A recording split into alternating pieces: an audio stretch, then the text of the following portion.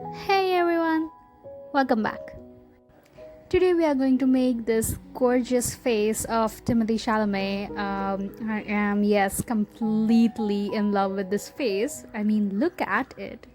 I'm following this technique which I learned from another digital artist. I will leave his Instagram handle and YouTube channel in the description. I participated in one of his challenge called 1 week portraits, and there I learned how to make portraits basically.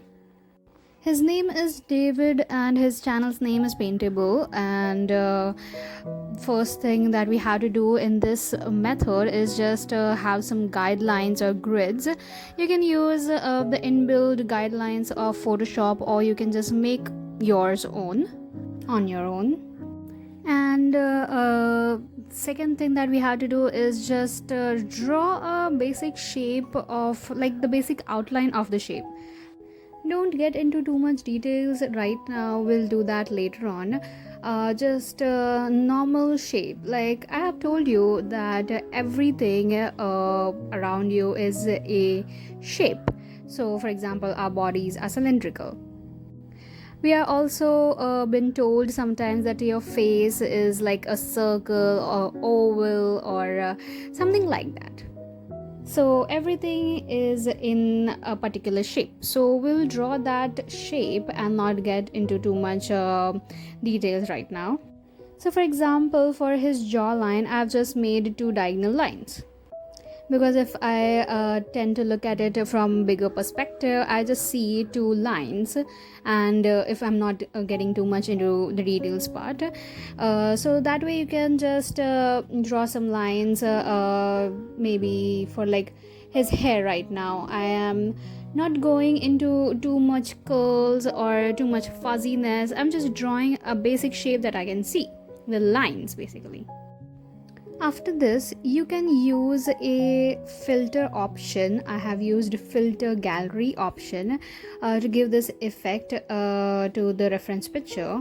And then you can see there are also again some shapes. For example, for his highlights on the cheekbones and on the forehead and on the nose and on the chin, you can see there are definite shapes. So I just made them using my guidelines, and now I am filling in the colors. I have used cutout option from artistic filter. That is something that you can find in Photoshop. You can add any other filter as you like. You should just be able to see those colors pop up. Mind you, you should take a reference picture, especially if you're a beginner in this portrait sketches.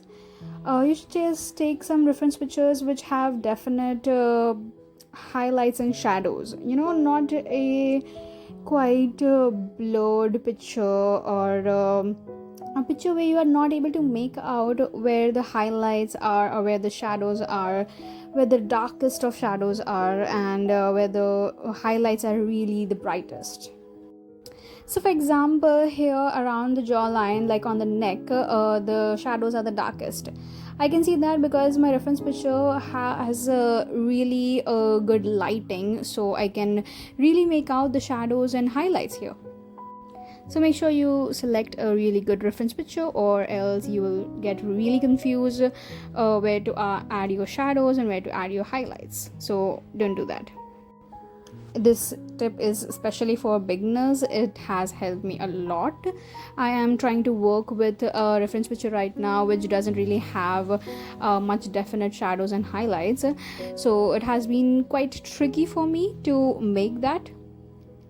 Here you can also make out the cheekbones of Timothy Chalamet, just because of the lighting, because the lighting is like really good.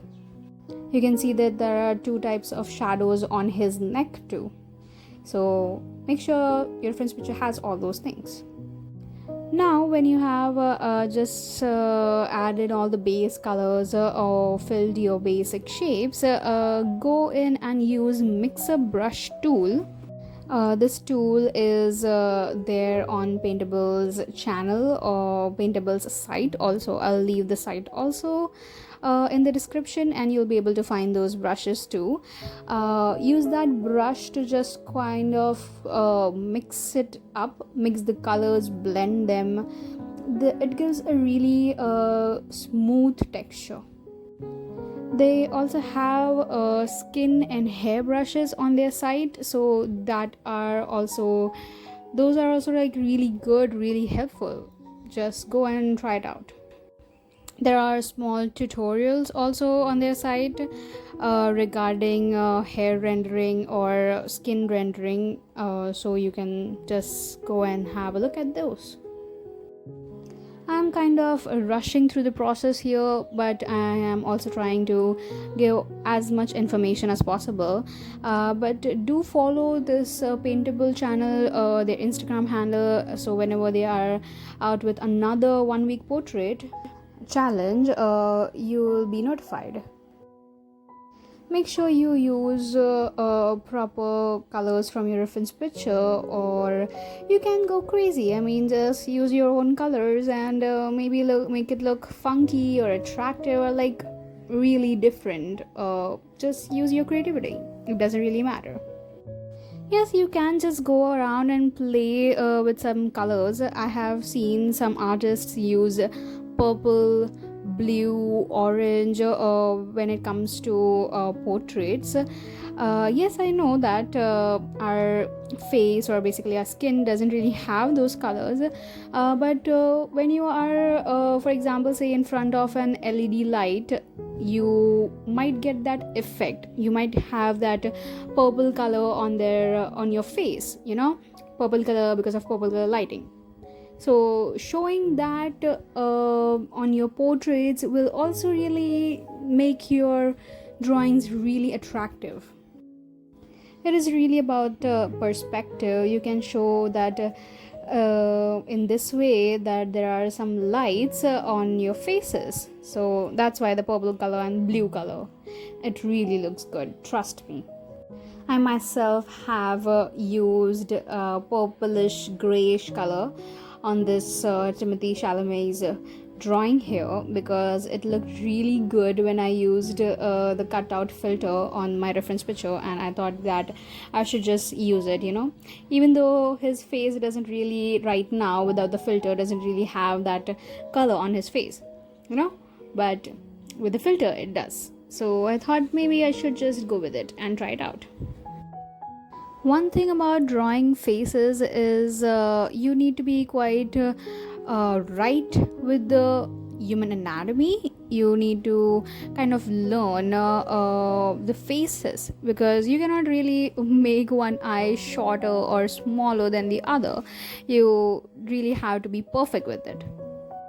So like where the eyeballs are, where they are looking, the shape of the lips, the ears, yes, you can maybe make it a little less or big if you want, if you are going for a funny look or some weird look or maybe a caricature look, then it also looks good. So it's completely a choice. If you're going into a completely perfect good portrait where you want to make it similar to your reference, make sure you have the human anatomy correctly. It should be kind of symmetrical if your reference is, obviously. You can also use blur tool, Gaussian blur option to maybe blend some colors here or there. I've used some brushes for skin to show those freckles. You can use some different brushes or maybe not. It's completely a choice. But maybe go have a look at it. They are really good and can be really helpful. After all those details I've added, I feel that this looks really good. Good job, you guys, you did it. You can use some hair brushes also to give that texture to your hair.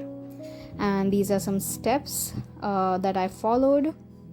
Making the basic outline, then filling them with colors, blending them using mixer brush and blur tool, then adding those details. You can go crazy with your brush and just add some splashes of colors here or there. You cannot really see it here, but I have added some yellow, color on the picture here. So that is it for today. Just like, share, subscribe, comment, give some suggestions for future videos, and I'll see you in the next video.